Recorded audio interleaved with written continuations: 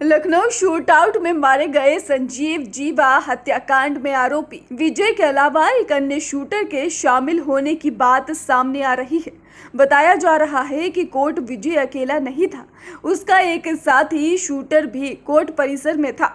हत्याकांड को बकायदा प्लान बी भी तैयार किया गया था। सीसीटीवी फुटेज और कुछ लोगों के बयान के आधार पर पुलिस ये भी दावा करती नजर आ रही है कि एक ही बदमाश ने गोलियां चलाई है और वो पिलर के पीछे वकील के वेश में खड़ा था। उसका दूसरा साथी भी वकील के कपड़ों में कुछ दूरी पर था। वो संभवतः अपने साथी की मदद के लिए खड़ा था, लेकिन वकीलों ने जब विजय यादव उर्फ आनंद यादव को पकड़कर पीटना शुरू कर दिया तो वो भाग निकला। वकील के वेश में होने के कारण अफरा तफरी के बीच उसे भागने में भी आसानी रही। कोर्ट में ताबड़तोड़ फायरिंग करने वाला विजय यादव पार्किंग स्टैंड से होते कोर्ट परिसर में घुसा था।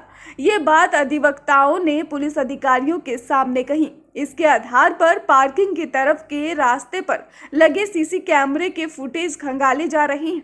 हत्या आरोपित विजय यादव को जीवा के पेशी पर आने की पुख्ता जानकारी थी।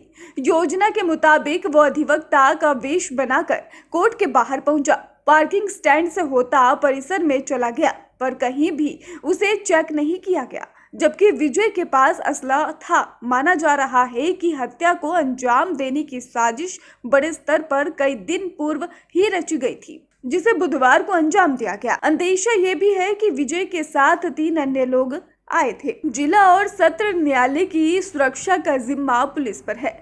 वजीरगंज कोतवाली की एक पुलिस चौकी भी है। कचहरी में फरियादियों और वकीलों की सुरक्षा को बेहतर बनाने को मेटल डिटेक्टर के साथ गेट पर पुलिसकर्मियों की ड्यूटी लगती है। दावा है कि कचहरी की सुरक्षा अवैध है। जमीनी हकीकत पर कचहरी की सुरक्षा में छेद नजर आते हैं।